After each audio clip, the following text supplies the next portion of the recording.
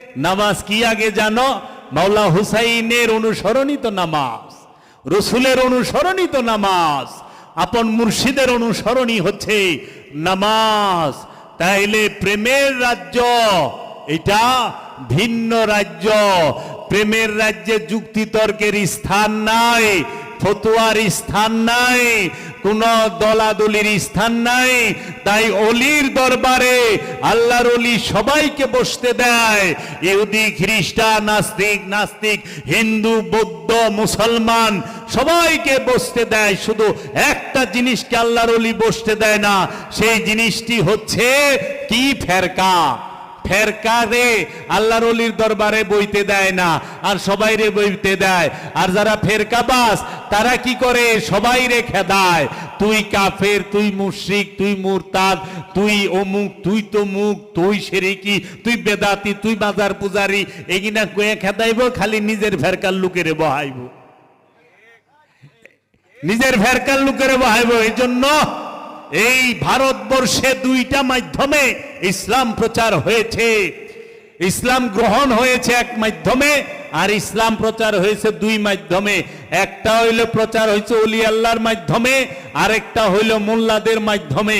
মোল্লাদের মাধ্যমে ইসলাম প্রচার হয়েছে 1.5 থেকে 200 বছর ধরে, আর অলিদের দ্বারা এই অখণ্ড ভারতে ইসলাম প্রচার হয়েছে 1000 থেকে 1100 বছর আগে থেকে। এই অখণ্ড ভারতে বাংলার জমিন আল্লাহর অলিরা ইসলাম কেনেছে, ইসলাম আল্লাহর অলিদের দ্বারা গ্রহণ হয়েছে। এর জন্য বাবা, মানা, জানা আর ধারণ করা, এই তিনটা বিষয় এক না। মানুষ সত্য জানে, সত্য মানে না। আবার অনেকে সত্য মানে কিন্তু সত্য ধারণ করে না। আর যিনি সত্য ধারণ করে সে নিজেই সত্য হয়ে রয়েছে। আনাল হক, আমি সত্য। এর জন্য সত্যকে ধারণ করেন, সত্য যাই না, আর সত্য মাইনেই ক্ষান্ত হয়ে যায় না, স্টপ হয়ে যায় না। সত্যকে ধারণ করেন।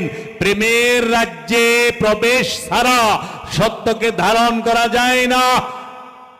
সাহাবায়ে কেরাম কেউ বুখারী শরীফ, তিরমিজি শরীফ, মেশকাত শরীফ পইরা ঈমান আনে নাই। সাহাবায়ে কেরাম কিতাব পইরা ঈমান আনে নাই। সাহাবায়ে কেরাম কোরআন পইরা ঈমান আনে নাই। সাহাবায়ে কেরাম কোরআন দেইখা ঈমান আনছে, কিতাব দেইখা ঈমান আনছে, কিতাবের অনুসরণ করে ঈমান আনছে।